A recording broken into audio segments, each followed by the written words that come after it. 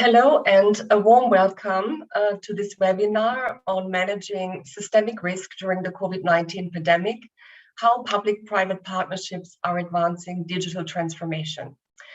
I'm Angelika Planitz, team leader for disaster risk reduction with UNDP's DRR and Recovery for Building Resilience team. I will be moderating this webinar today, and I'm very pleased to welcome you and our distinguished round of speakers and こん panelists. にちは、私はアンジェリカ・プラニッツと申します。本日の、コーディネーターを務めさせていただきます。Excuse me, I can hear the translation in Japanese.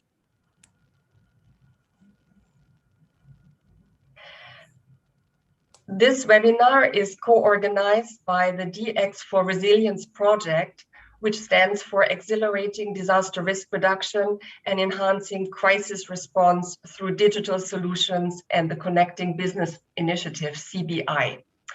DX4Resilience is a UNDP project by the government of Japan that aims to build resilience in 4 countries, in Indonesia, Nepal, the Philippines, and Sri Lanka, through public-private collaboration and digitalization. Now, the Connecting Business Initiative is supported by UNDP and UN OCHA, and it helps engage the private sector in disaster preparedness, response, and recovery.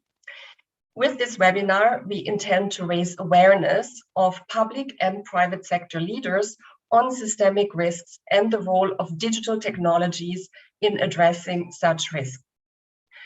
Our 2 guiding questions for today's sessions are: 1, what are the opportunities and challenges for public and private sector leaders in developing and implementing systemic risk responses as the COVID-19 pandemic continues to unfold and impact all our lives and livelihoods?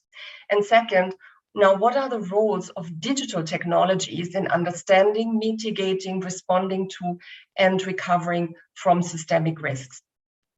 A few housekeeping announcements. The webinar is a 90-minute session, which we are conducting in 3 parts. We will start with a formal opening session to set the scene, and then move to country presentations in which business leaders and government representatives from 4 countries will share their experiences with public-private collaboration on digitalization during the pandemic. And finally, we hope to have some time to close the webinar with a few questions and answers. We do have simultaneous interpretation available for our audiences from Japan and Indonesia.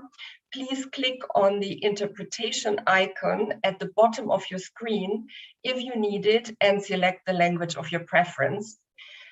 As you notice, there will also be sign language interpretation available during the entire duration of the webinar.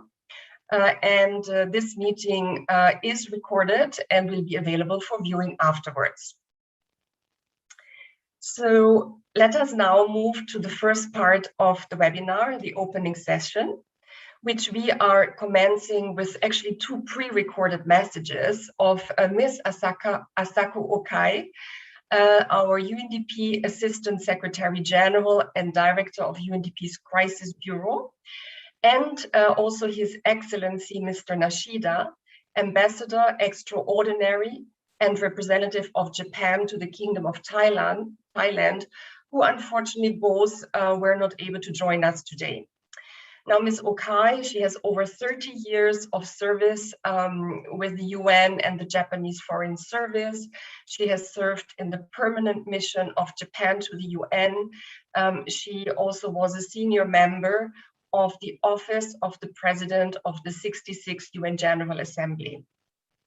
And His Excellency, Mr. Nashida, he has a distinguished career of over 35 years as a diplomat, both in Japan and in several foreign countries, including a tenure as ambassador to Iraq. He was also Director General of the International Cooperation Bureau of Japan's Ministry of Foreign Affairs. So let us now listen to what they have to say.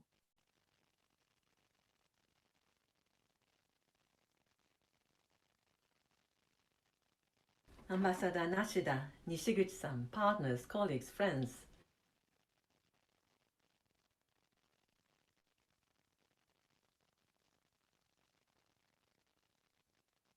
Ambassador Nashida, Nishiguchi-san, partners, colleagues, friends, greetings from New York. On behalf of the United Nations Development Program, it is my great pleasure to welcome you to today's webinar, Managing Systemic Risk During COVID-19, How Public-Private Partnerships Are Advancing Digital Transformation. Today's webinar centers around the three key themes aligned with UNDP's strategy to tackle development challenges around the world. The first is the notion of risk, which is evolving to be increasingly multidimensional, cascading, interconnected, and systemic. The second is digitalization, a process that commenced some time ago, but which is now accelerating exponentially because of the global pandemic. The third is partnerships, especially public-private partnerships to build resilient society and communities. UNDP has brought these three elements together in an innovative project called DX4Resilience, currently under implementation in 4 Asia-Pacific countries, thanks to the funding from the government of Japan.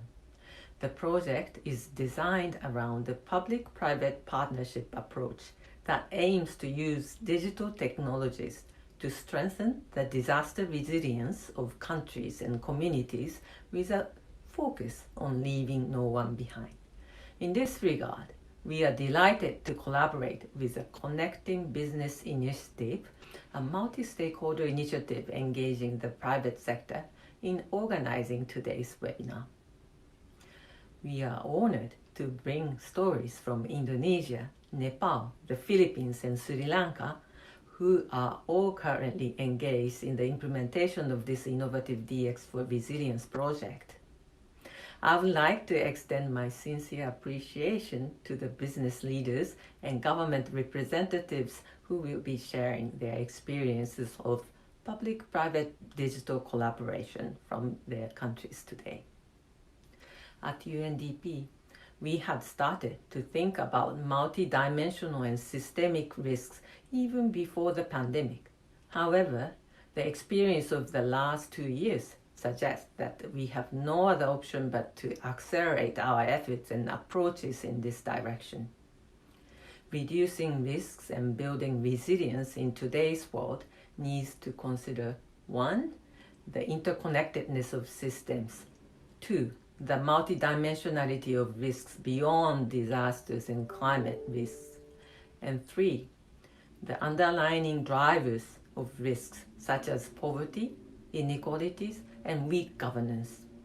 With this in mind, UNDP has embarked on evolving our work on risk-informed development to the next level to situate the governance of risks across UNDP's governance, crisis prevention, resilience building, climate action, health, poverty, and many other practice areas.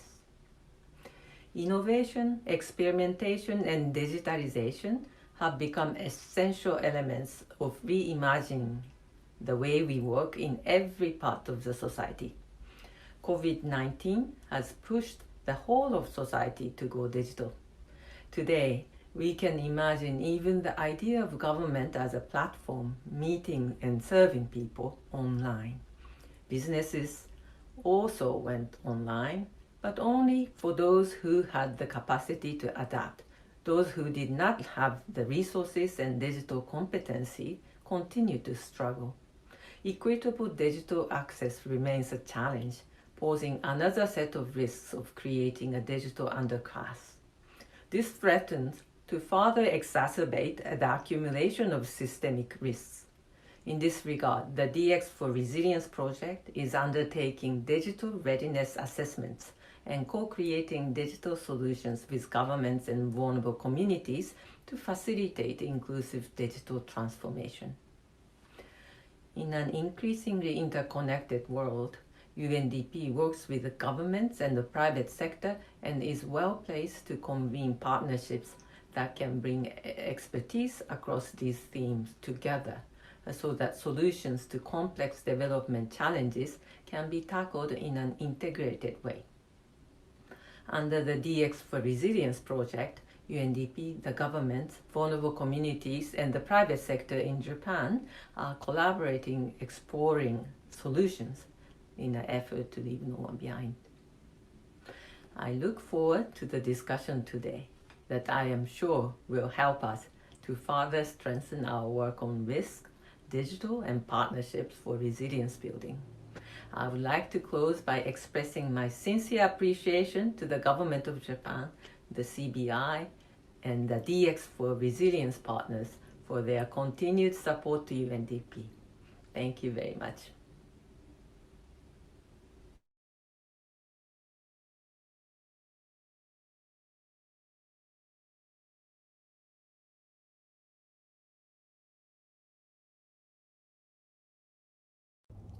Mr. Asako Okai, UN Assistant Secretary General, Assistant Administrator, and Director of the Crisis Bureau, UNDP.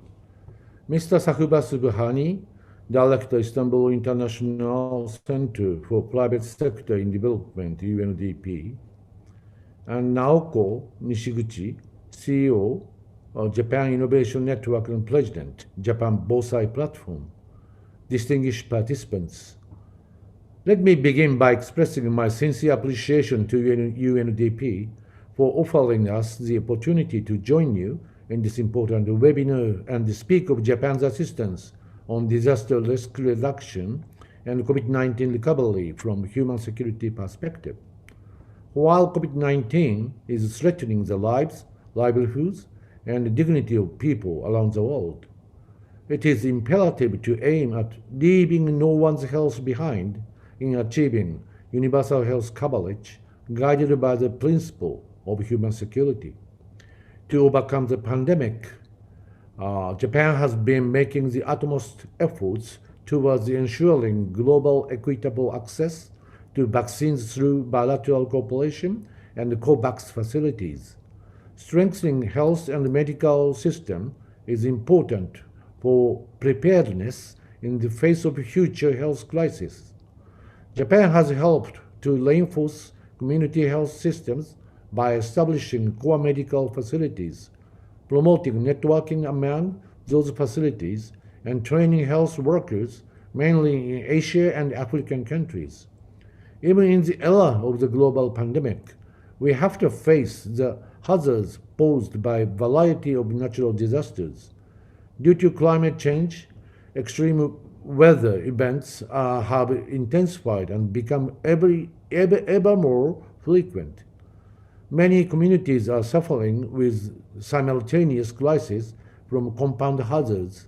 COVID-19 has reminded us of the need for better understanding of the compound and the systemic nature of risk and for stronger governance to deal with. This year marks the passing of 1 decade since the Great East Japan earthquake. Disaster prevention and mitigation measures are also becoming more important than ever, and Japan is striving to make the world more resilient by sharing its knowledge and experiences. Japan has actively supported awareness-raising activities in many countries so that we can pass down lessons learned to the next generations. Since 2017, since 2017, Japan has been implementing a program to support preparedness in tsunami-prone schools in the Asia Pacific through UNDP. To date, more than 150,000 students in 23 countries have participated in evacuation drills, of which several are held on 5th November each year. It is World Tsunami Awareness Day. In cooperation with UNDP and UNDRR, the program has developed advocacy videos and guidance for school administrators that list additional measures to be taken with regard to COVID-19 in tsunami evacuation planning. The third phase of the project currently underway will focus on strengthening pandemic and tsunami preparedness in schools and communities as the students still remain out of school in many countries. The government of Japan is also working with the UNDP through a regional project, DX4Resilience, to support acceleration of digital transformation for disaster risk reduction and resilience building in 4 countries in the Asia-Pacific region. I am pleased to share under the DX4Resilience Regional Project, Japanese private sector is collaborating with UNDP to identify potential digital solutions jointly with the government and communities to address specific DRR needs of vulnerable groups and mitigate their exposure to systemic risks. Today's webinar aims to raise the awareness of public and private sector leaders on systemic disaster risk and to deepen understanding of the role of sustainable use of the digital technology in addressing such risks. The theme is most timely, and I do hope we will obtain useful inputs and lessons learned from the participants of Sri Lanka, Nepal, Philippines, and Indonesia, who are all friends and partners of Japan. In conclusion, Japan will continue to work with UNDP and other stakeholders in the region to overcome the COVID-19 pandemic and realize post-pandemic era with a virtuous circle of economic and environmental growth that is flexible and disaster resilient. We must do everything in our power to achieve the SDGs so that no one will be left behind. Thank you very much.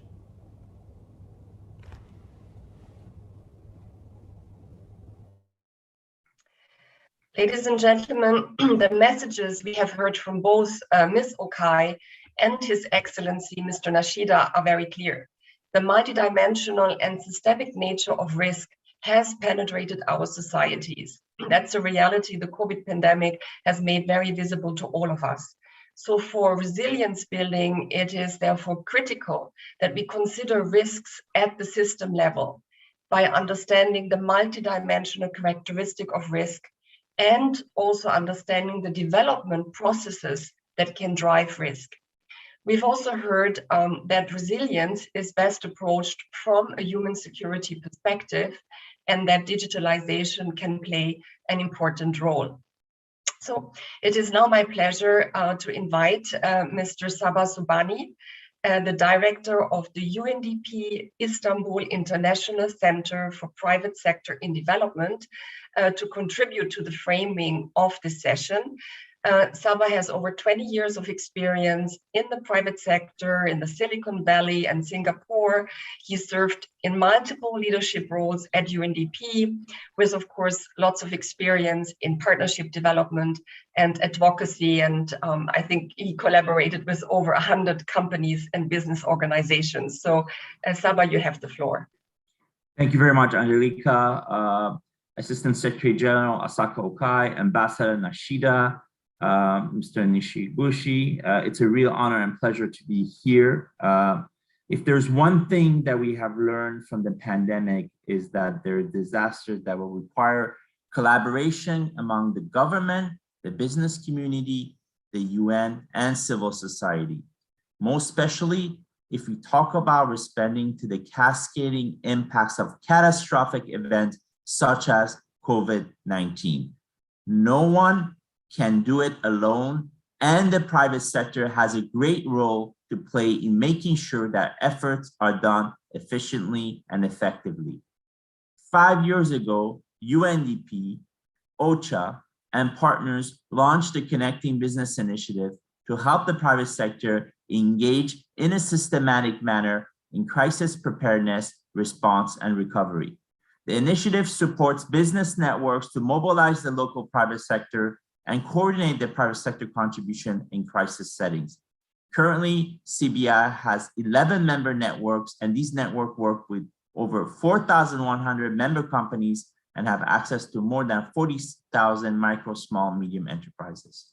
During the past 5 years, these private sector networks have responded to over 100 crises that occur globally, including floods, storms, volcano eruptions, earthquakes, and health emergencies.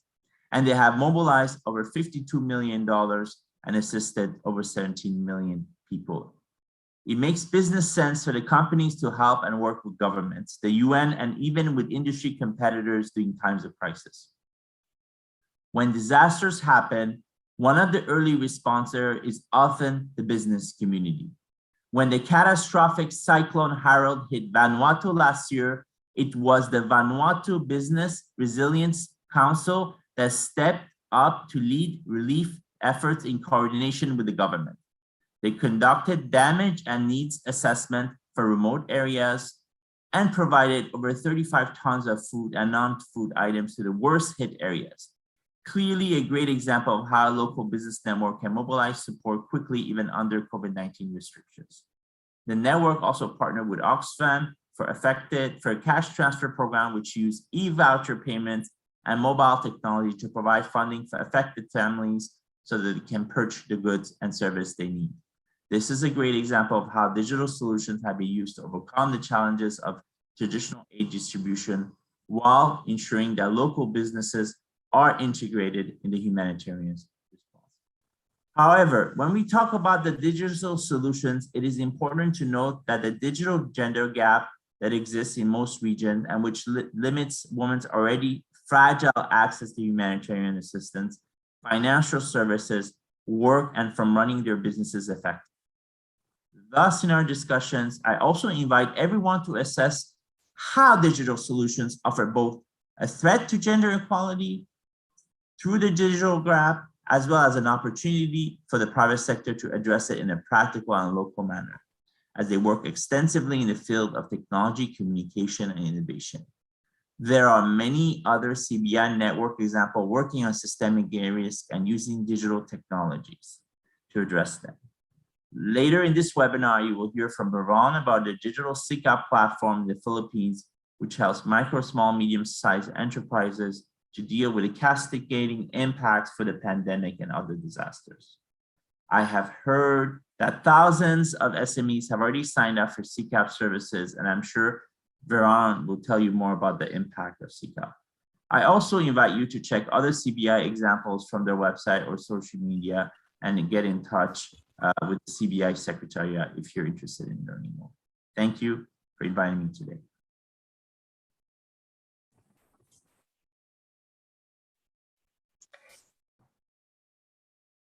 Thank you very much, Sahba, for explaining the importance of private sector networks to facilitate coordinated efforts with the government and local communities, and also for highlighting the importance of addressing the gender divide.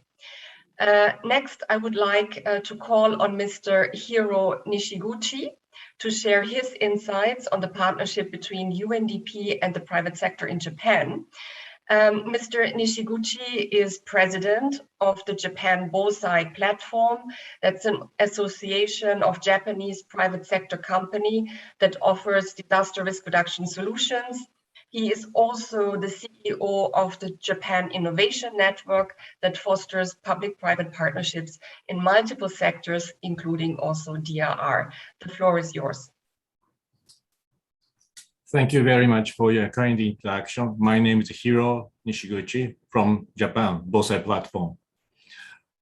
Dear distinguished guests and speakers, it is my honor to be here because the topics we cover today is so important for everybody on this planet. And let me talk about the importance of digital DRR in a broader sense.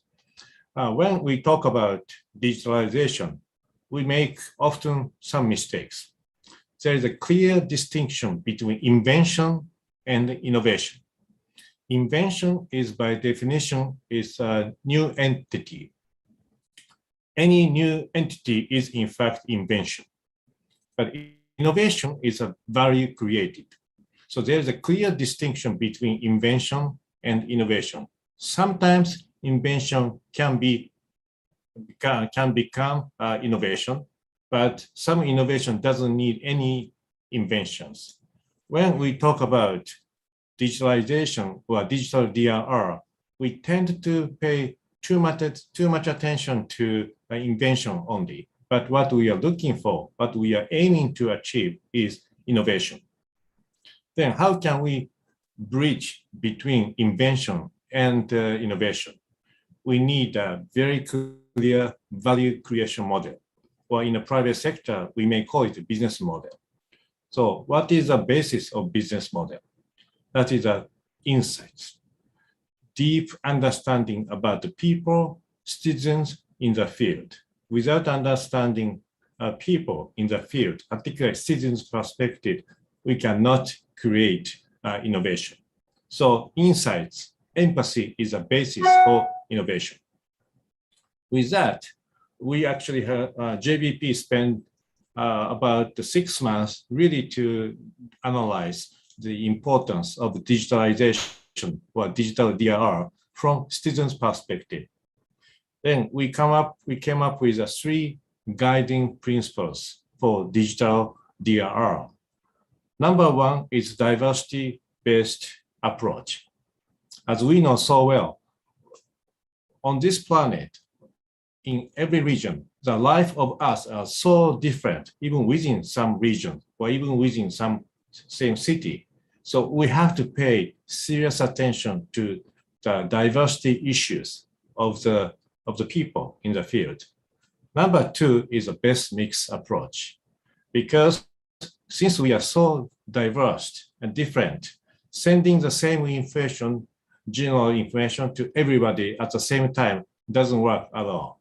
We have to choose the best information for the most appropriate target group.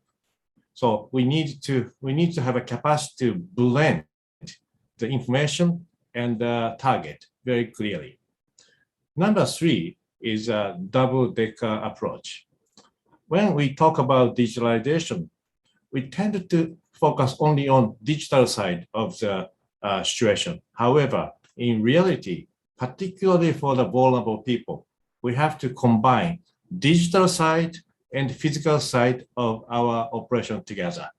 Digitalization without any physical assistance is just talking only. So we have to blend 2 approaches together. So again, JBP is an association of private sector and a public organization. We are very much committed to working together with UNDP so that we can create a better society and to create a world where no one is left behind, even before and during and after the natural hazard. Thank you very much for your time. And I look forward to contributing to this very important agenda on behalf of the JBP. Thank you.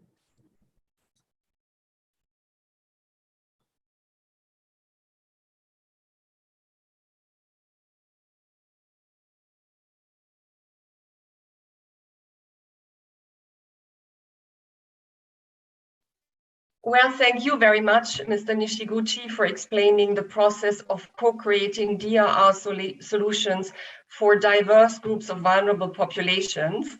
It's always encouraging to see how the engagement with vulnerable groups can empower them and also help catalyze innovation, of course. So we are now actually ready to move to the next part of this event. The panel presentations, in which we will have 3 business leaders and 1 government representative share their recent experiences with public-private collaboration and digitalization in response to COVID-19. Ladies and gentlemen, if you have questions for the panelists in the course of this part of the webinar, please do insert them in the Q&A box at the bottom of your screen. And if you want to direct your question to a specific speaker, please indicate his or her name. You can write either in English, Japanese, or Bahasa. Each speaker will be given 6 minutes, and I do humbly request you all to remain within your allocated time, so we have hopefully a bit of opportunity to discuss later. You will hear a sound 1 minute before your time is up, so you can get ready to wind up.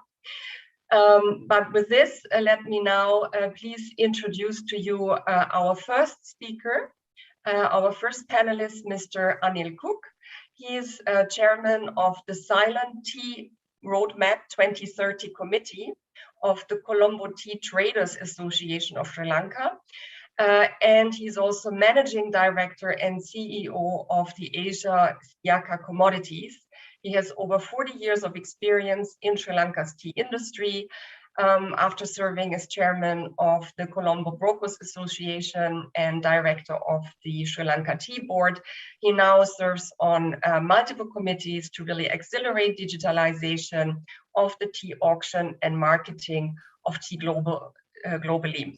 Now, Anil will talk about the digitalization of the tea auction during the pandemic.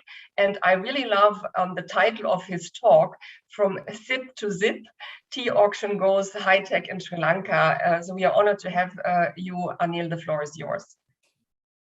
Thank you very much. Greetings, everyone. It's a great pleasure for all of us in Sri Lanka to be represented here at this event. And let me start by showing you my first slide, where you would see the beautiful sacred mountain of Siripada, which is the mountain of with footprint of the Buddha, where he walked through the great valley of Bhagavan Talava, which is famous for some of the finest teas of Sri Lanka.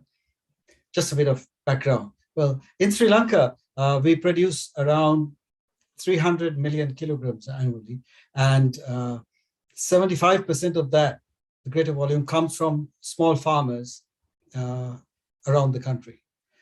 But up in the mountains, tea, it tends to concentrate in the hands of the regional plantation companies where they have the larger estates. We export most of what we produce, about 90%, and we earn around $1.2, $1.5 billion. Now, this money supports around 4 million people whose lives are touched by tea, in addition to the about 1 million who work directly in the industry.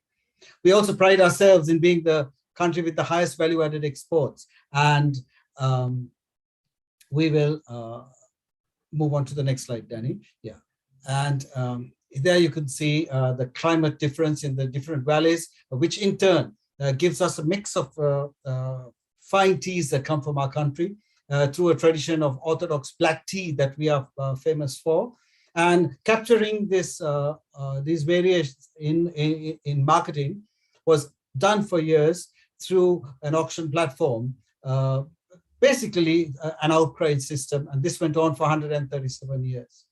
Now, all of the tea that was held and marketed was brought down through a superb network of roads and a strong port of Colombo, where the hub of the tea industry operates from. So these auctions delivered value over the years, and there was actually no reason to fix it, even though our neighbors started a digital auction, because Colombo attracted the highest prices, dealt with the greatest mix of different grades, and had the widest range of buyer participants at any auction in the world.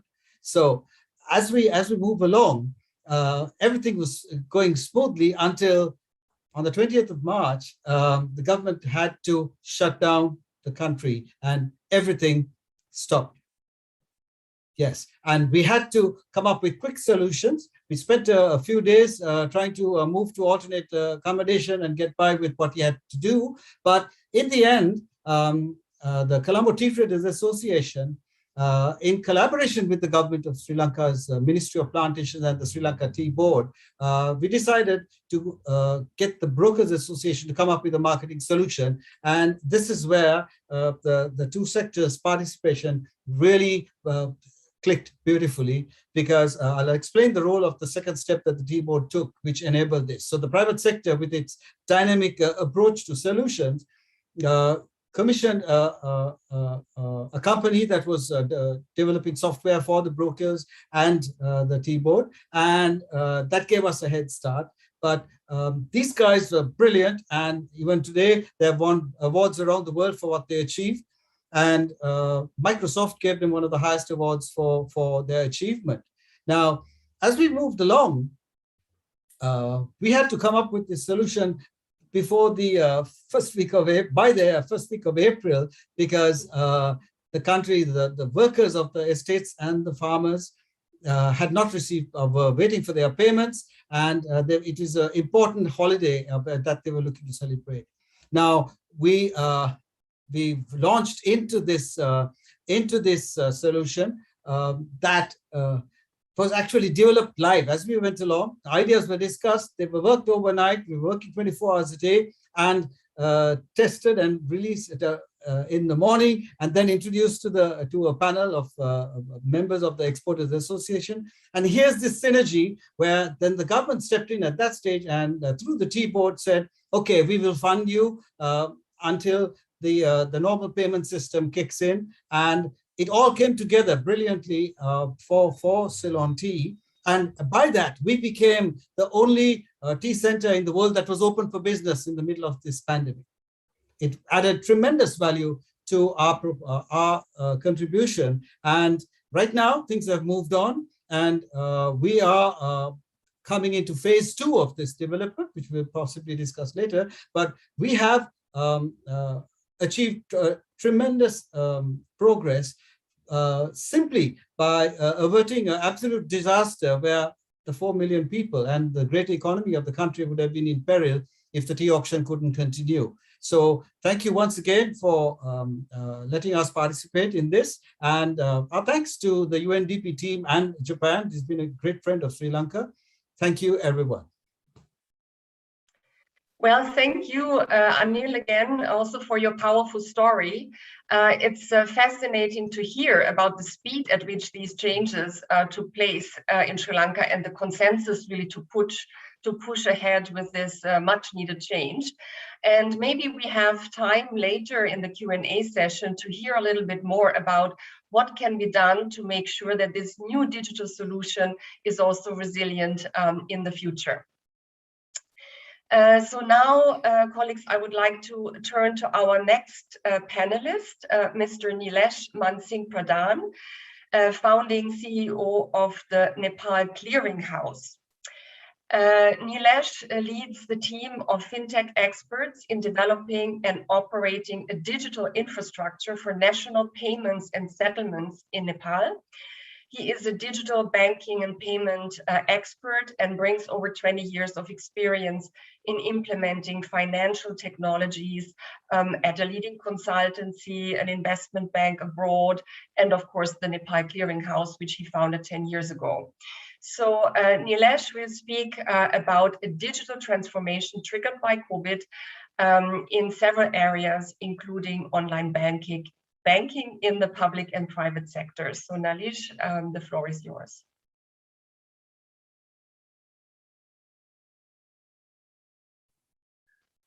Thank you very much. Honorary dignitaries, participants of this webinar, good afternoon and namaste. I will be sharing few of the information related to the digital payments here in Nepal, corresponding to which some of the infrastructures are being implemented and supported by our company, which I represent, Nepal Clearinghouse Limited. And one of the primary messages through this presentation that I would like to share is the way that the collaborative approach for establishing a shared infrastructure has been the key for survival during the COVID-19 and otherwise also for Nepal, for generating the momentum of the digital payments.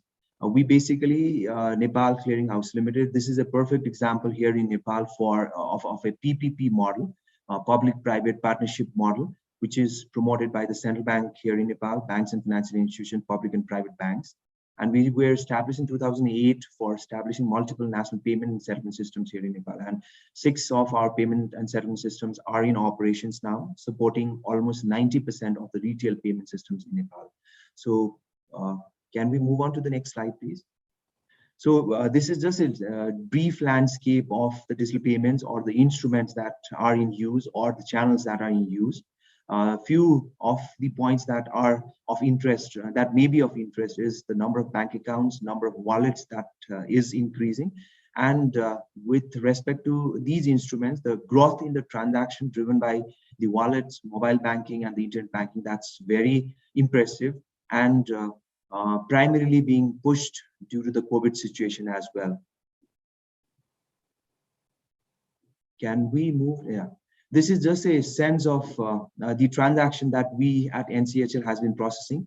You can see the tower in the year of 2020-21.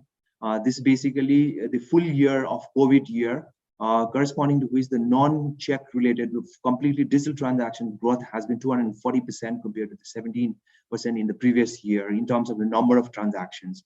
And these include the transactions initiated from the general public, businesses, large corporates, SMEs, MSMEs, and even the government transaction has been the major push for this growth. And in terms of the value of the transaction also, there has been a major growth of 63% compared to 50% the previous year. So the interbank payment system and the instant payment system, these are the core digital transactions, or the infrastructure that actually processes the digital transactions. So this is also one more slide with respect to the impact that is actually created in the last year.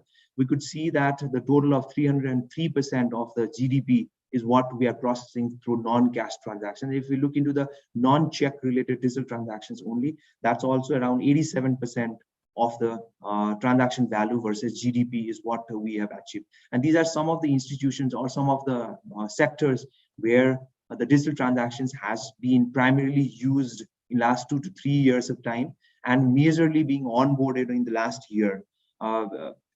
Interestingly, before COVID situation, most of the service providers, including NCHL or different banks and financial institutions, they had to chase these institutions to get on board in the digital ecosystem. Now, and during the COVID situation, these institutions are basically behind the service providers to get them onboarded, because one, for the survival, second, for acquiring the customers or reaching out their market, the businesses, and even in some of the cases for the business growth as well. So they required the digital platforms, and the digital ecosystem has been the primary highway for their survival. So interestingly, government, semi-government institutions, even the central bank, the capital market, remittance companies, which is one of the primary source of revenue, international dollar revenue for Nepal as well. So these have been depending on the core payments and digital payments infrastructure provided by NCHL and similar other institutions as well.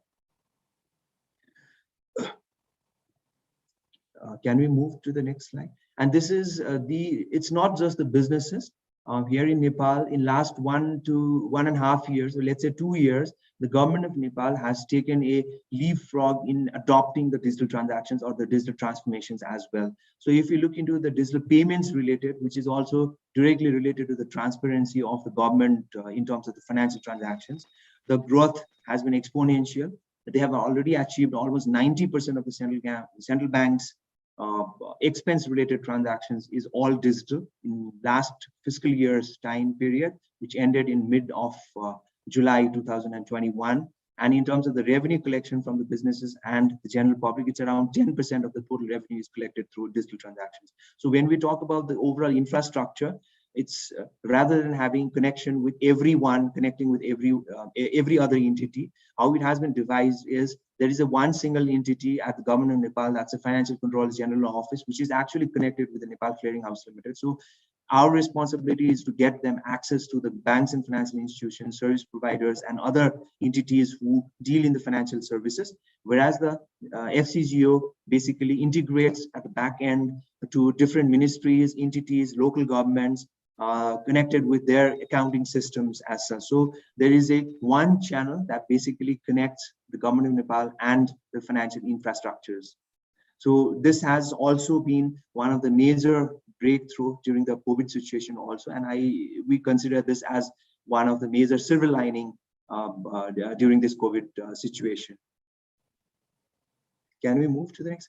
These are some of the services or some of the institutions, government of Nepal institutions who have been digitized in the last 1.5 years of time, including Inland Revenue, Office of Company Registrar, Department of Industries, Customs, Public Service Commission, Civil Registration, Department of Transports, Traffic.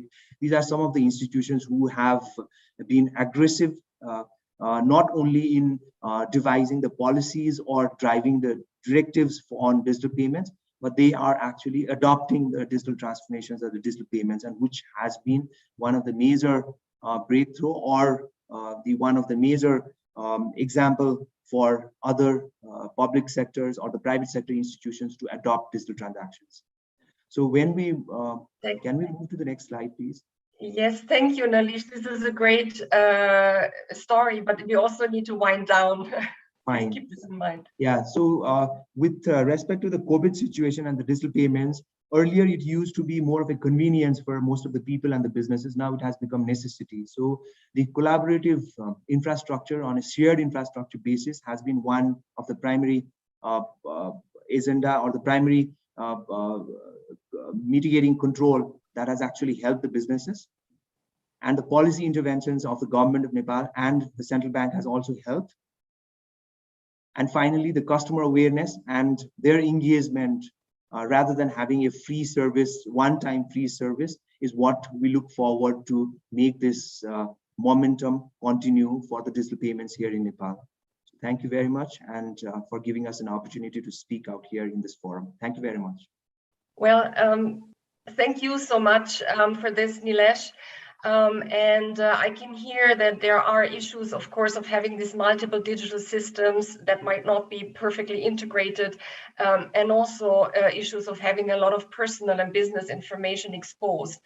And of course, I would also love to hear more, maybe in the Q&A session, how can we address such concerns, how to sustain this culture of digitalization, and you know, how to mitigate potential threats linked to the rapid expansion of this digital payment system. But thank you, this was really very interesting. So let us now move to our third panelist, Ms. Veronica Gabaldon, the Executive Director of the Philippines Disaster Resilience Foundation. Veronica leads the foundation to achieve its vision to build resilient businesses and communities. She is a recognized active women's leader in the DRR community in the Philippines. She advocates for private sector engagement before and during crisis. Now, Veronica will speak about SIKAP, which is an online platform to support micro, small, and medium-sized enterprises recover from disaster. Veronica, please take the floor.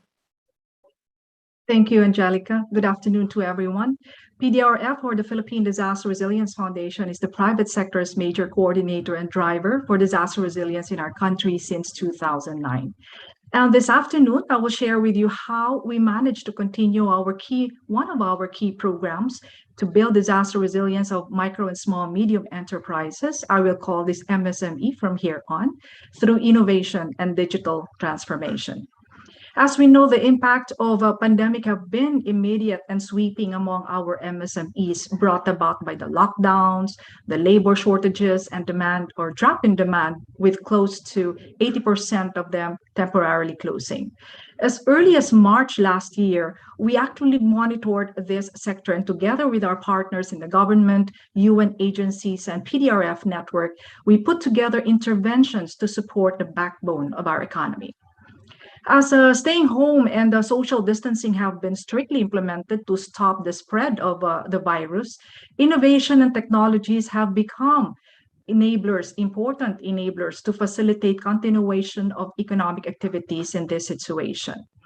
In June of last year, we launched a one-stop online hub we called SIKAP. It stands for Synergizing Recovery Initiatives, Knowledge and Adaptation Practices, or SIKAP, dedicated to the micro and small medium enterprises. And this platform is in partnership with the Connecting Business Initiative, UNDP, and UN OCHA. We started actually providing curated information on health safety protocols, as well as programs supporting businesses from the government and private institutions. And when the economic activity slowly opened up, SIKAP became central to our digital transformation advocacy for MSME, offering free mentorship sessions with industry leaders or experts on a variety of relevant topics that will help their businesses recover and adapt. Some of the topics that we have covered include digital transformation, innovations for digital marketing, digital solutions for business operations, design thinking for business operations, product development and human resources management, sales strategy and business planning, and lastly, basic cooperative management. We also transformed our flagship program on business continuity to this digital platform.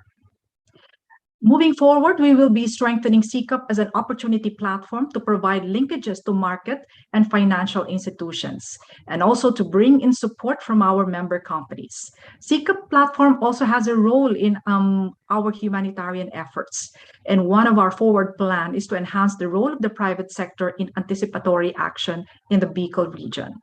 SIKAP will also enhance youth or enable youth and women micro-entrepreneurs in the Bangsamoro region of Muslim Mindanao or BARM to adapt to the new normal, focusing on the hardest hit areas by disasters. It's important to note, though, that we developed SIKAP based on the expressed needs of the MSME. Next slide, please. Oh, there, that's the correct slide. So SIKAP is being supplemented by various toolkits that we have developed to help entrepreneurs navigate in this new normal.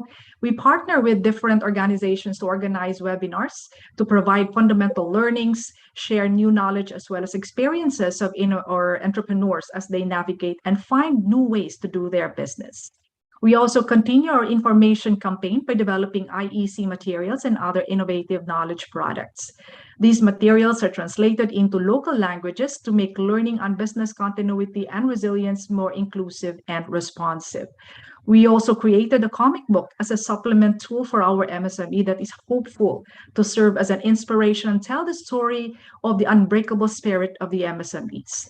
We also developed a mobile app we call Katatagan in a Box, which will help our MSME draft their own business continuity plans at their fingertips. Next slide, please.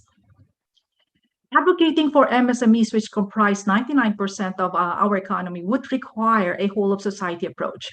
PDRF is a founding member of the National MSME Resilience Core Group, or RCG. This is a public-private partnership led by the Department of Trade and Industry, established the National Roadmap and Action Plan on MSME Disaster Resilience. This is just an example of collaboration with different sectors we continue to forge to ensure a systemic approach in building resilience of our MSME. It is our premise that a strong public-private partnership drive disaster risk reduction and resilience both at the national and local level. This collaborative form of engagement allows us to participate in policy formulation, establishing standards, and sharing private sector expertise. Thank you very much, and a pleasant afternoon to all of you. Thank you, Veronica, for sharing this SIKAP experience and the impressive plans for further scaling up the service of the platform. It's another great example how a public-private partnership can really increase the number of enterprise owners to use services and also to connect among peers. So, of course, you know, we will be observing for the future how SIKAP plans to continue, expand, and you know, also how potential problems with centralized information management will be managed in the future that might occur. So thank you very much, Veronica. So last but not least, I'm now pleased to invite our fourth panelist, Mr. Septo Soepriyatno. He is a head of the Subdirectorate for Improvement of Use and Marketing of Domestic Products at Indonesia's Ministry of Trade. He is an expert on trade and served, of course, in many multiple roles at the ministries. He is accompanied today by Ms. Ayu Octavia Widayanti. Akan ditemani dengan Terima kasih. Ibu Ayu. Selamat siang, Bapak Ibu peserta yang berbahagia. Senang sekali saya dapat It is a pleasure to.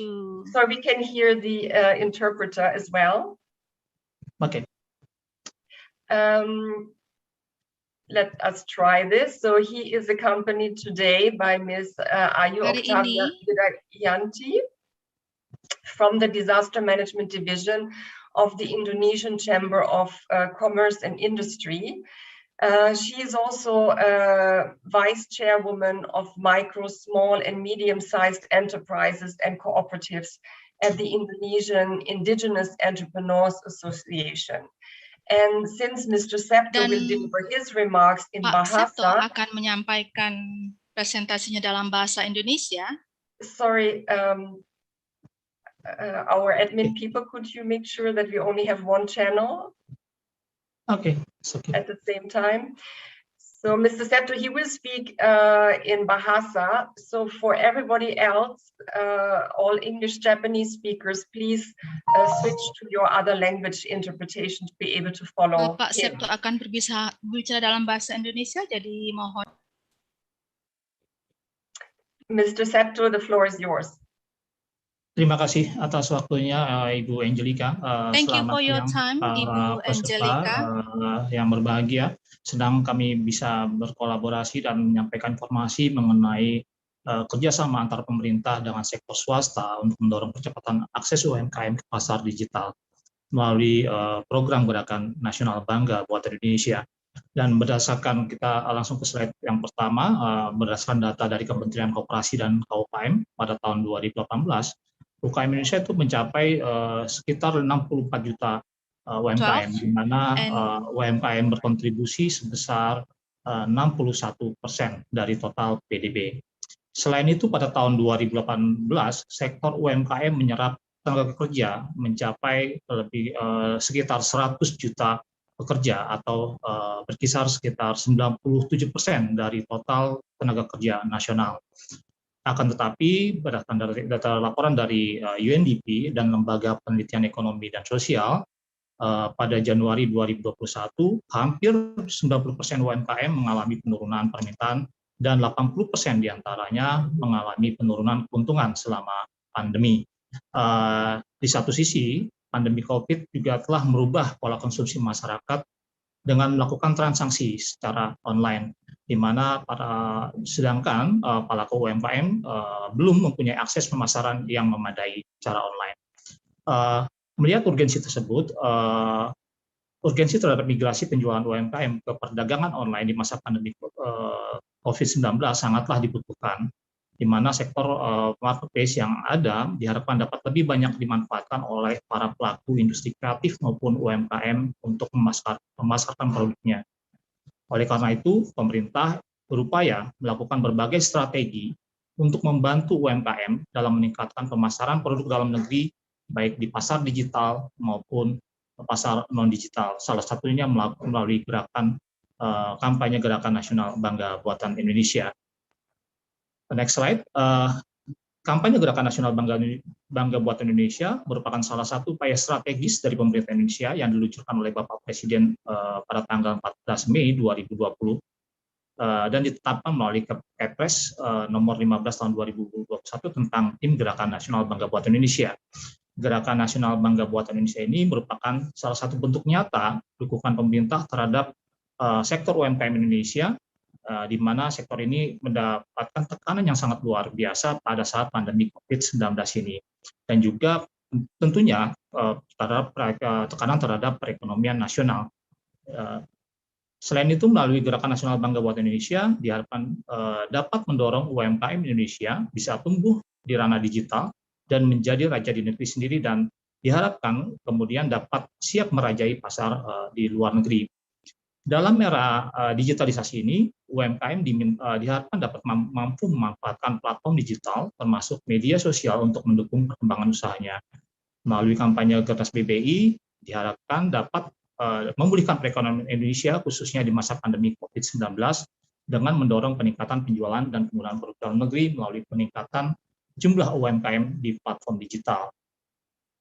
Dalam meningkatkan jumlah UMKM yang bergabung dalam platform digital, pemerintah melakukan kolaborasi dan bekerjasama dengan marketplace kemudian juga pemerintah daerah dan juga asosiasi terkait lainnya, termasuk juga perbankan dalam memberikan pendampingan agar pelaku UMKM dapat bergabung di dalam platform digital. Pelatihan ini bertujuan selain untuk memperluas akses pemasaran produk dalam negeri, juga bertujuan agar mempermudah konsumen Indonesia dalam membeli dan menggunakan produk dalam negeri di masa pandemi ini. Seperti kita ketahui, selama pandemi COVID-19 terdapat beberapa pembatasan aktivitas sosial masyarakat agar mengurangi interaksi langsung di sosial. Pelaku usaha diharapkan agar selalu melakukan inovasi terhadap produknya, mengembangkan kualitas produk menjadi lebih baik, dan mampu mengikuti tren pasar, sehingga produk tersebut dapat dikenal lebih luas lagi dan digunakan dan dicintai oleh masyarakat Indonesia. Pada tahun 2000, target UMKM on board yang bergabung dalam platform digital hingga tahun 2023 adalah sebesar 30 juta UMKM. Dengan tambahan target setiap tahunnya sebesar 6,1 juta UMKM setiap tahun. Dengan adanya kolaborasi kerjasama dari berbagai pemangku kepentingan, termasuk dengan marketplace yang mendukung dalam memberikan pelatihan onboarding, platform digital pada UMKM telah tercapai sebesar 3,8 juta UMKM di tahun 2020. Dan selama Januari sampai dengan Agustus 2021, total UMKM yang telah bergabung di dalam platform digital sekitar 4,5 juta UMKM.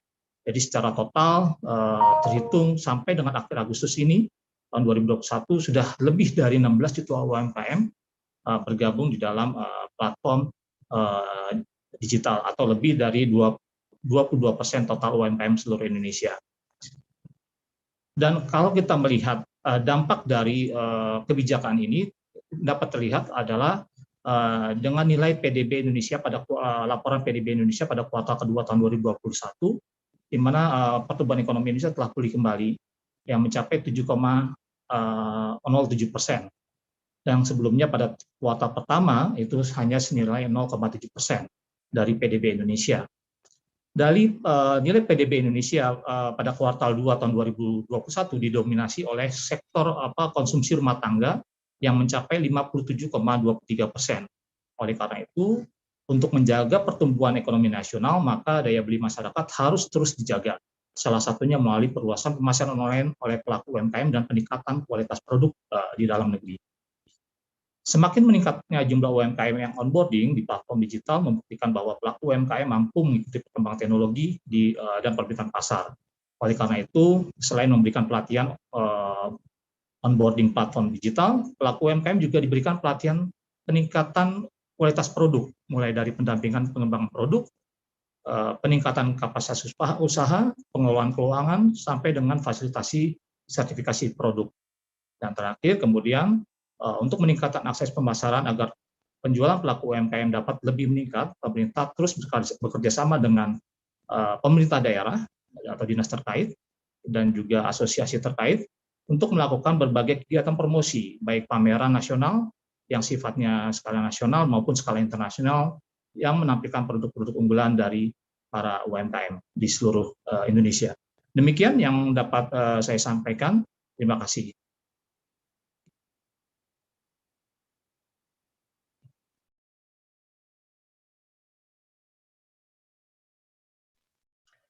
Thank you, Mr. Septo, for your presentation. This is a fascinating endeavor, really, of the government leveraging the private sector's digital competency to develop an inclusive digital market. And of course, it would be interesting to learn a little bit more also how Indonesia's digital transformation strategy can help strengthen the resilience of the data infrastructure of proudly made in Indonesia. As we know, of course, the next crisis may be just around the corner. And colleagues, apologies, it seems we have run into some issues with the interpretation from Bahasa to Japanese. Sorry for that. Anyways, we have kept relatively good on time. So thanks to our panelists and our speakers, we have a little bit of an opportunity to discuss questions with our panelists, maybe for around 15 or 20 minutes we have. to start, I would maybe have one burning issue that I'd like to ask our panelists, and you may have noticed from my remarks so far. Now, you have all made quite a strong case of how the COVID crisis has helped give birth to or accelerate your respective digital solutions. Please, could you recommend just one or two essential measures to make these solutions more resilient in the future? And I would suggest we go in the same order as we started. So with Anil, followed by Neelesh, Veronica, and then Ayu, who will represent the Indonesian example in this discussion. And please, again, stick to 1 minute if you can, keep it succinct so we can maybe address the second question. So Anil, please, you can start. Please unmute yourself. Okay, thank you. Let me rush through this.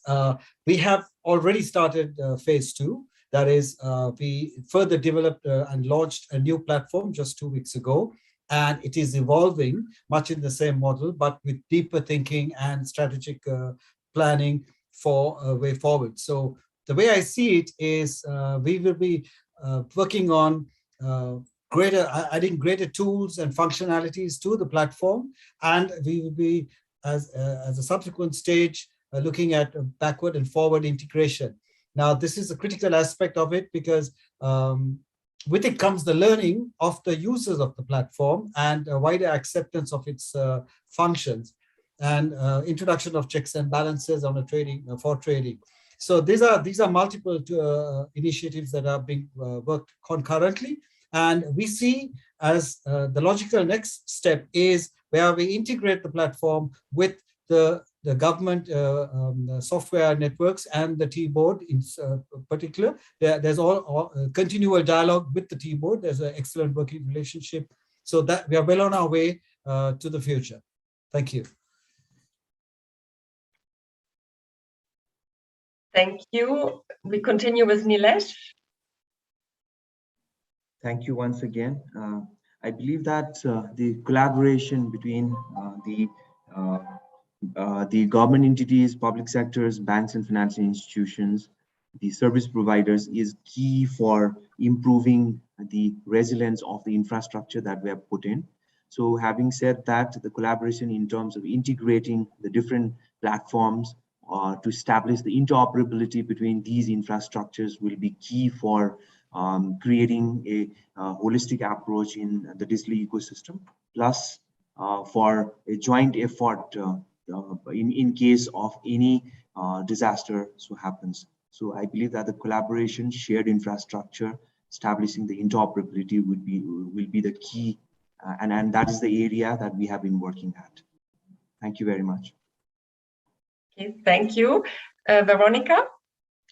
Yes, when we started building SIKAP platform, we are already very conscious of data privacy. We do have a data privacy law in the country, and we make sure that our platform is compliant.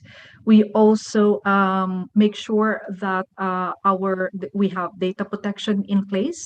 And that is one assurance that most of our participants are looking for. And data that they put in terms of registration will not be shared externally. So yes, we are very conscious and of data privacy, and we make sure that our participants and also our partners, we make sure also that our partners have the same laws or the same policies in place. Thank you. Wonderful, thank you. And Ms. Ayu, please move. Ya, baik.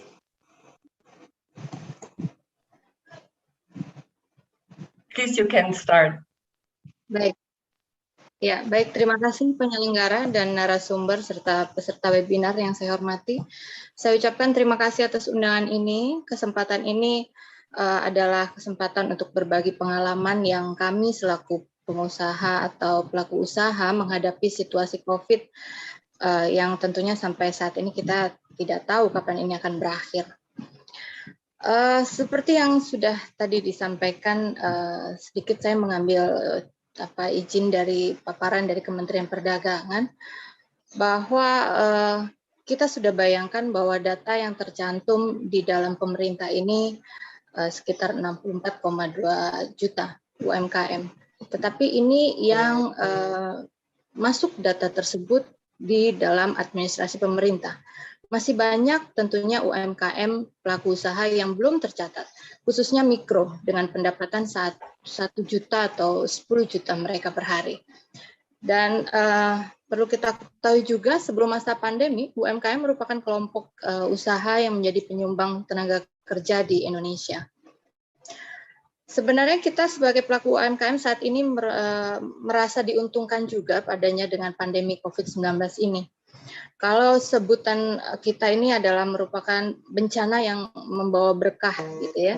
Ini mendorong UMKM untuk beradaptasi dengan perubahan global, khususnya transformasi digital dan pengusaha di level akar rumput untuk lebih akrab menggunakan teknologi serta segala urusan dari sektor digitalisasi sistem. Walaupun saat ini tentunya masih mengalami kendala teknis karena Indonesia sendiri geografisnya sangat sulit untuk masih masa-masa penyesuaian gitu. Setidaknya ini sudah mendorong ke arah untuk yang lebih baik dan menjadi jalan keluar khususnya untuk pelaku usaha UMKM untuk dapat stabil di masa pandemi saat ini. Kemudian slide ketiga, ini merupakan tantangan tentunya untuk kami, dan ini bagaimana adanya ramah aplikasi bagi mereka yang masih awam di dunia digital. Mengurangi kesenjangan digital antar UMKM dengan infrastruktur internet dan sistem pendidikan yang mendorong pentingnya digitalisasi sistem. Pada akhir tahun 2020, secara global penggunaan e-commerce dan transaksi marketplace itu sebenarnya meningkat di 3,3%. Pengetahuan mengenai karakteristik konsumen juga merupakan pengaruh perkembangan usaha UMKM. Dari situs Inaris ini sangat membantu untuk melakukan kajian dan mengukur langkah mitigasi dan penanganan di kawasan rawan bencana. Walau mungkin belum banyak ya yang kenal, ini masih baru bagi kalangan tertentu yang belum terpapar dengan pemahaman pengelolaan risiko bencana. Next. All right. Thank you so much. In order to have a chance to maybe have one more questions, let us move on. Yeah. So thank you. These were all great answers, I think. And I think, issues of data privacy and, integrating various data platforms to ensure the interoperability have been highlighted. So this is points well taken.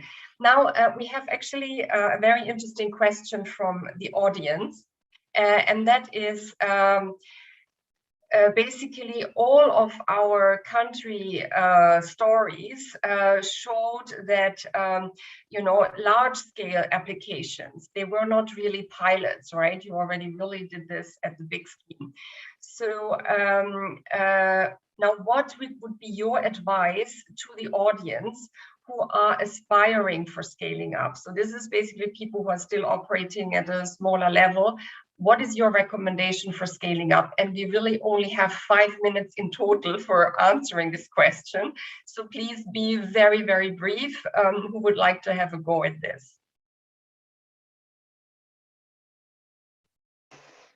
If I might, sorry, go ahead.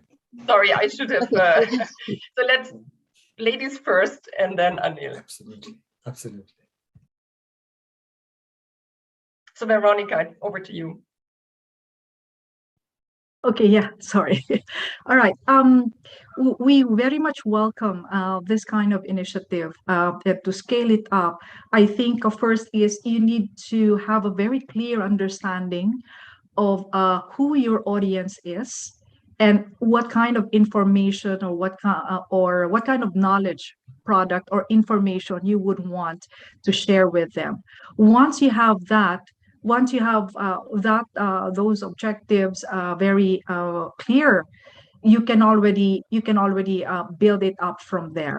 So it is important to make sure that you know the audience very well, so that you will attract the right people. Because what you do not want is you have participants going in and not sustaining, not staying on for the rest of your workshop, or worse, will not come back again. So it's important that all this pre-work will be done, knowing your customers or knowing your audience, having the right partners who will be providing you with the right information, and developing the program that will be really relevant and useful for the audience. Thank you. Mm-hmm. Thank you. Anil? I'll try to be brief. What we are striving to achieve is, and believe we have some distance to go, is to harness the power and knowledge at farm level, because we already have 95% of all tea produced in the country going through the auction platform. Now, what we are trying to do is leverage the high penetration of cellular technology. Everyone has a phone. Probably some people have 2 phones. And we have created a communication system with the assistance of the Ethical Tea Partnership UK and some leading telecom companies in the country to talk direct to the farmers. And perhaps once we get that set up, let them talk to us. Because after all, to some extent, we are removed from the realities of what they are going through. So we want that would come up, and that's definitely in the pipeline for us. Okay, thank you very much. I don't know, do we have another taker for this question, or I have one more question? What would you prefer? I move on to another aspect. I think these were already 2 great answers. So then let me maybe move on. Basically, let us maybe focus a little bit on this issue of digital divide. And, this is not just a question of access to digital technologies. I mean, as we just heard from Anil, so many people actually have mobile phones. But it's also about the capacity to overcome digital illiteracy. So my question to the panelists: what can private sector leaders and public policy makers do to foster inclusion and reduce the digital divide and inequality rather than widening them? So who would like to address the issue of digital divide amongst our panelists? Okay, wonderful. Neelesh, please. Yeah, thank you very much once again. I believe that this is very pertinent and important for to actually reduce not just the digital divide, but the digital illiteracy as well. So one of the primary concern for every country level or every jurisdiction has to be at a policy level. So either from the government or if for the institution like us, the regulatory, the central bank, there has to be some kind of a policy-driven activities whereby there are promotions or the awareness related to the digital awareness or the digital promotions to the end customers, how to use it, how to safely use it, how to protect data when we are on digital space is important. Just to give an example, here in Nepal, the central bank has actually made it mandatory to have 1% of the profit on a CSR activities, and out of that 5% has to be spent on the digital awareness and digital promotion. That's mandated by the central bank for all the banks and financial institutions. So the kind of activities, definitely how are those funds being utilized, that's important to monitor as well. But some level of the policy driven from the top level has to be there, and at the same time the service providers or other stakeholders in this, maybe the integrators, maybe the service providers, technology providers, or the infrastructure providers, they need to get engaged with the customer to make them aware about the systems, digital platforms, and how to use it better. Thank you. Thank you. And we have one more hand up from Veronica, please. Thank you. The digital divide, as you say, first is we help in raising awareness on digital transformation. So those webinars, we have webinars in different areas. We conduct the webinars in different areas to talk about digital transformation. But in the areas where the internet connectivity might not be good, we provide, or we give feedback to our telecom companies who are members of PDRF, members of our network. They do have products and services that are geared towards democratizing, so to speak, the access to internet connectivity. One of our member companies, Smart Communications, have this school in a bag, where they provide schools and laptops, equipment to the students.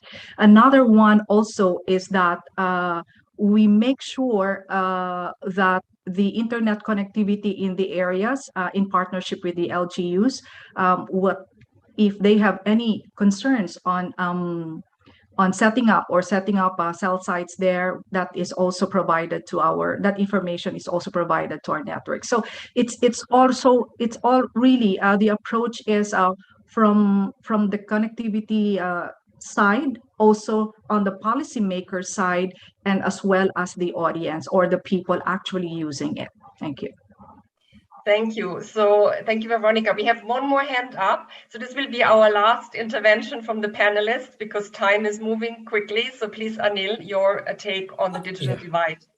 It is, we have high literacy in Sri Lanka, and to a great extent, as a matter of national policy for education, this is, to the best of my knowledge, an ongoing activity in terms of bringing up a whole generation of literate young people who have now been in the mainstream for quite a while.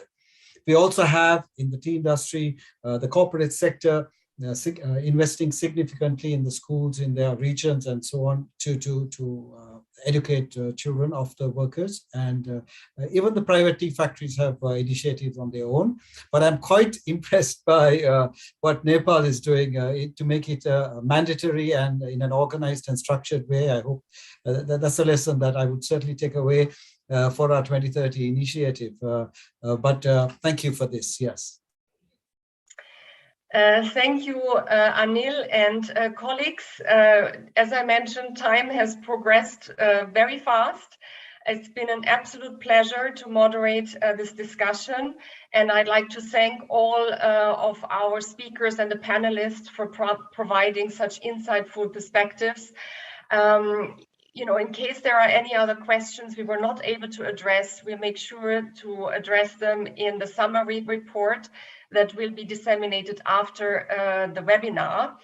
And before us moving to the closing remarks, let me highlight just 3 takeaways for today. First is that the 4 country examples revealed that the pandemic actually has accelerated digitalization and helped maintain a lot of economic and social activity.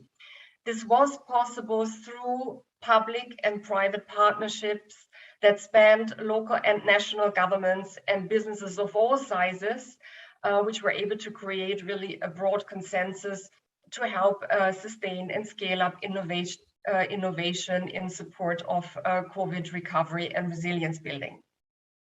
The second big takeaway is digitalization brings many opportunities, but at the same time, it also poses new challenges to our societies related to privacy, accountability, misinformation, equality. It's therefore crucial that, to make a conscious and common effort to direct the benefits of digitalization in support of inclusive and ethical societies. Unless the digital divide is bridged, any aggressive push towards digitalization bears, of course, the risk of further entrenching inequalities, including the gender divide. Third, our digital world is evolving in terms of complexity, pace, and scale. The interconnectedness of digital technology is often hidden, and there are potential threats that can have impacts at the systems level with many unforeseen ripple effects.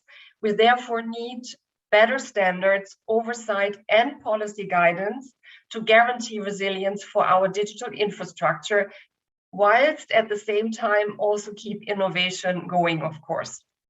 So with this brief summary, I would now like to hand over to Mr. Christophe Bahuet to close our webinar. Christophe is the UNDP Deputy Regional Director for Asia and Pacific and Director of UNDP's Bangkok Regional Hub. He has served for UNDP over the last 20 years in multiple leadership roles throughout Asia, Africa, Eastern and Central Europe, as well as UNDP headquarters. So Christophe, the floor is yours. Thank you very much, Angelica, and thank you for being such a good facilitator. Let me extend warm greetings to everyone who is connected. It's very nice to see that we have about 150 participants for this exchange. On behalf of UNDP, also let me express our appreciation to all the high-level speakers who have come to this event, starting from the opening session until this closing. And let me also thank my UNDP colleagues, you, Angelica, and also Rajesh and the team who have worked together to prepare for this event. Also, a lot of appreciation to all 4 speakers who have just shared the experience from Nepal, Sri Lanka, the Philippines, and Indonesia. Thank you very much, Anil, Neelesh, Veronica, Septo, and Ibu Ayu. It was really, really interesting to listen to you. And I think, you know, the takeaway we have, and Angelica just summarized, I'm not going to repeat that, but I think when we hear about, you know, the digitalization work for SMEs in Indonesia and this partnership with the private sector, when we hear about SIKAP, we do see how, you know, this alliance can make a difference. And when we hear the experience from Nepal and Sri Lanka, we also see how much, you know, the digital transformation can make a difference in people's life, using the cellular technology, using the data management, bringing together policy and technology. So all very inspiring example, and thank you very much for sharing them with us. But at the same time, I think also what it tells us is that there is a potential that needs to be harnessed. And we need to engage more because the potential is not yet fully harnessed. There is much more that we can do. And I think as UNDP, we are very committed to harnessing this potential of digital transformation for building resilience for systemic risk approaches. And this is precisely what the DX4 project is doing. This is what it is about. And let me just highlight a few things that we are very proud of in terms of the project work and the project results. For instance, the vulnerability mappings that we've done in the 4 countries to help government and partners understand where the most vulnerable are, who they are, but also the priority needs that they have to build resilience and be better protected from risk, for better preparedness. And now the project will work with government, GPB company, and vulnerable group to co-identify the digital solution. So we move from the mapping to the digital solution for inclusive early warning system, disaster reduction, recovery. With the same objective, we also have a digital disaster risk reduction maturity model assessment, which helps strengthen disaster reduction effort and also benchmark progress, because we need to be able to assess progress and how much we can harness the potential I was talking about. And I think one takeaway from this event is also not only the urgency that COVID-19 response and recovery brings, but also the opportunity that we have to leapfrog in digital transformation. And that's also what we want to achieve with the project and a number of other initiatives that UNDP is developing in Asia Pacific. So with this, let me also express my gratitude to the government of Japan. This event, as you know, is organized as part of a partnership with the government of Japan and with financial support from the Japanese government through the project I was mentioning. I also want to thank CBI, the Japan Bosai platform, and all of the partners under the DX4Resilience project for your continuous support to UNDP work, for your commitment. And again, thank all the speakers.